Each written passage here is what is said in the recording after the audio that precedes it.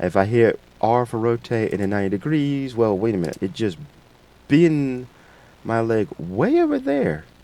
And that's because the origin point is off on this thing. Hey there everybody, and welcome back to the Digital Paw Workshop.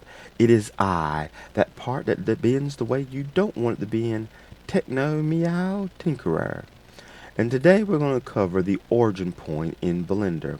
Now the origin point can be quite useful in certain scenarios, at least ones that I can currently see. And so let's get on into Blender and we'll cover what the origin point is and how we can go about using it. So let's get on into Scorponaut. Some of you are quite familiar with this from some of my past videos and sorts. We're going to get on in here and let's get down here to one of the scorpion legs because I got all these hinges. I click on this guy. Well, let's get on that to the back view so we can show you what I'm talking about. If I hit R for rotate and then 90 degrees, well, wait a minute, it just bend my leg way over there. And that's because the origin point is off on this thing. Let's get back up here. And if I go into, let's zoom out a little bit. Let's get over here to this. You can see the origin point's way up here. Let's get on over here. And you can see it is up there. Well, what's interesting is in object mode, if you was to grab and move it, the origin point follows the object anywhere. And how this ends up getting moved is if you're in edit mode. So tab into edit mode. And if I select everything here, I can grab it and move and see it doesn't grab the origin point. Even if I'm up here and I can't even grab the origin point this way. Now if you watch my time-lapse video on making blades, you've probably seen I would have done this to try to get my origin point back in place. That is time consuming and there's a lot more easier ways to go about doing this. Let's move my leg back to where it belongs. And so now, how do I want to get this to this? Well, let's get back into object mode. And another reason, let me remember one reason why, because if you want the origin point set correctly, you got this individual origins up here at the top you click on, and if I was to click S for size, you see how it moves it away from the origin. It's not what we want. But yeah, how I want to get here, well, there's a couple ways you can connect the two. One is to right click, set the origin. Now if you set geometry to origin, it's going to move your geometry or your object to wherever the origin point is. You may need that in some cases. I have not come across the area I need it, and we definitely don't need it here. So what I want to do, and one reason why is I don't want to sit back here and try to reline this back up. So move this back with Control Z, and I want to go back to set origins, and now I want to set origin to geometry. And it moves my origin point down here to where my geometry is. But we still have a problem. Oops, get on down, let's zoom on in. Because now where my origin point is, if I hit off, rotate, and 90, the cylinder is off. You can see how it is off from where it's supposed to be. And so I need this to be in a specific location. And how to manually do that? Well, let's get on in here. We want to come over here to left where it says the move tool. And we want to click that.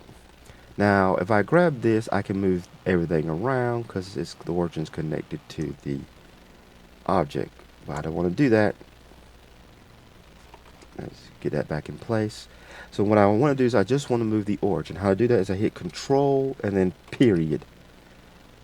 And now let me zoom in here a little bit better. And now I can line this up to where I want it. Now if I don't know if I grab an X, nope, it won't let me do that. It won't let me do the whole grab. But now I want to line it up about center now. Assuming all my scorpion legs are lined up, which don't look like they're all, I'm not quite sure if they're all lined up or is that just a space in between some of the stuff. But I want to make sure this is right here, line up with this center bar and this center bar on the cylinder part of the leg. That way, let's get in closer so we can kind of see what we're doing. That's what makes me think I don't have these legs lined up perfectly with each other. We want to get it kind of close as we can. Close enough for government work. Now to unselect it, I'm going to have to hit Control period again. And now if I hit R 90 degrees, boom, my leg moves the way I want it to move within the cylinder. And let's zoom on out and go on up here. Let's get back to the color so we can kind of see what we're doing. And I've done this on some of the parts already on Scorponaut. And for one of them is this. I click here. Let's get off of the move tool. Here, R for rotate 90 degrees, enter, click on this hinge here, R 90 degrees, enter, and boom, now the flap for the tower is closed. And I can see this being useful in some of the transformations with keyframing. I don't know if rigging so much would do this, or if you would need to do rigging. I haven't learned much about rigging, but at least I know for stop motion transformation, this right here will be very helpful. So Control Z to undo, and I'm back out. And that is for the most part how you can move your origin point around and how it's useful in Blender. Like I said before, it's great for if you want to do keyframe stop motion animation, at least for the transformation. It will affect you editing your object depending on what you got selected. But I hope this video was informative for some of you. And if you like my content, please like and subscribe and share this video with anyone you might think will find this interesting. Have a nice day.